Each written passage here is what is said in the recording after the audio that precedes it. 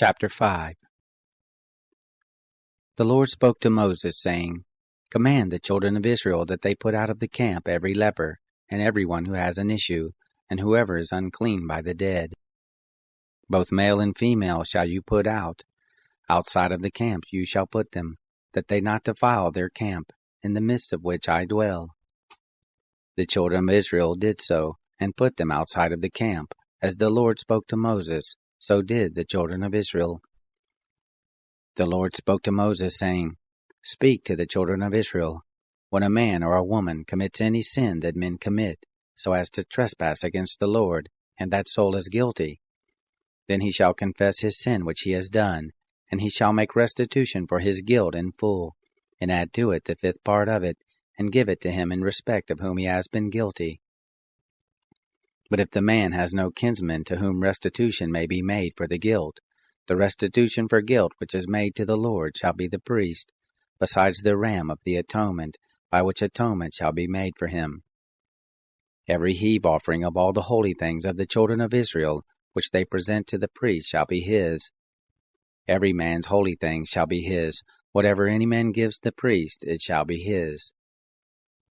The Lord spoke to Moses, saying, Speak to the children of Israel, and tell them, If any man's wife goes astray and is unfaithful to him, and a man lies with her carnally, and it is hidden from the eyes of her husband, and is kept secret, and she is defiled, and there is no witness against her, and she isn't caught in the act, and the spirit of jealousy comes on him, and he is jealous of his wife, and she is defiled, or if the spirit of jealousy comes on him, and he is jealous of his wife, and she isn't defiled, then the man shall bring his wife to the priest, and shall bring her offering for her, the 10th part of an ephah of barley meal.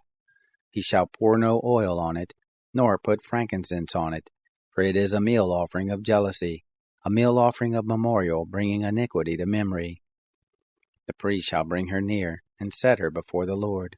And the priest shall take holy water in an earthen vessel, and of the dust that is on the floor of the tabernacle the priest shall take, and put it into the water. The priest shall set the woman before the Lord, and let the hair of the woman's head go loose, and put the meal offering of memorial in her hands, which is the meal offering of jealousy. The priest shall have in his hand the water of bitterness that brings a curse. The priest shall cause her to swear, and shall tell the woman, If no man has lain with you, and if you haven't gone aside to uncleanness, being under your husband, be free from this water of bitterness that brings a curse. But if you have gone astray, being under your husband, and if you are defiled, and some man has lain with you besides your husband, then the priest shall cause the woman to swear with the oath of cursing, and the priest shall tell the woman, The Lord make you a curse and an oath among your people, when the Lord allows your thigh to fall away, and your body to swell.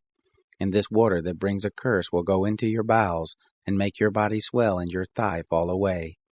The woman shall say, Amen, Amen. The priest shall write these curses in a book, and he shall blot them out into the water of bitterness. He shall make the woman drink the water of bitterness that causes the curse, and the water that causes the curse shall enter into her and become bitter. The priest shall take the meal offering of jealousy out of the woman's hand, and shall wave the meal offering before the Lord and bring it to the altar. The priest shall take a handful of the meal offering, as the memorial of it, and burn it on the altar, and afterward shall make the woman drink the water. When he has made her drink the water, then it shall happen, if she is defiled, and has committed a trespass against her husband, that the water that causes the curse will enter into her, and become bitter, and her body will swell, and her thigh will fall away, and the woman will be a curse among her people. If the woman isn't defiled but is clean, then she shall be free, and shall conceive a child. This is the law of jealousy, when a wife, being under her husband, goes astray and is defiled, or when the spirit of jealousy comes on a man, and he is jealous of his wife. Then he shall set the woman before the Lord, and the priest shall execute on her all this law. The man shall be free from iniquity, and that woman shall bear her iniquity.